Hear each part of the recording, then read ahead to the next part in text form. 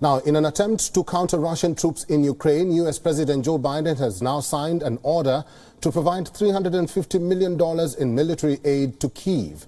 The development comes as Russian forces continue to march forward to siege the Ukrainian capital and overthrow Zelensky's government. The aid will also include Javelin anti-tank weapons. This is the third time that Biden has used his presidential authority to send emergency security assistance from U.S. stockpiles to Ukraine.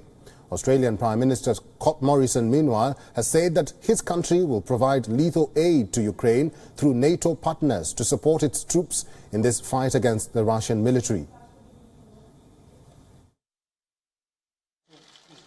We are already providing significant support in terms of non-lethal aid, but I've just spoken with the Defence Minister and we'll be seeking to provide whatever support we can for lethal aid through our NATO partners, particularly the United States and the United Kingdom, and we'll be working through those channels because that's the most effective way to do it. They are already providing support in these areas and we will be assisting them with what they are doing.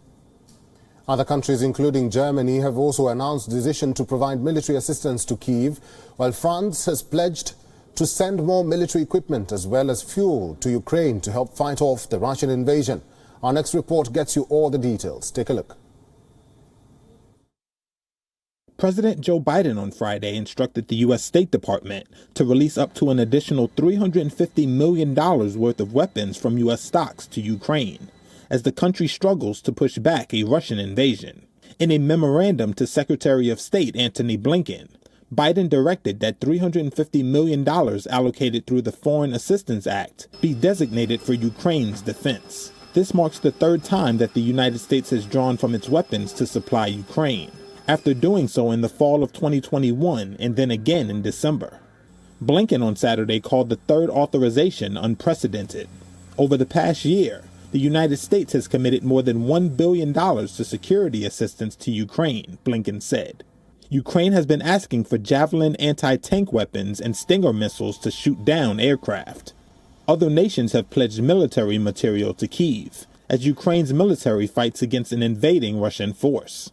The Netherlands will supply 200 Stinger air defense rockets, while Belgium has pledged 2,000 machine guns and 3,800 tons of fuel. France has decided to send defensive military equipment, while adding that the issue of sending offensive arms was still under consideration. WION is now available in your country. Download the app now and get all the news on the move.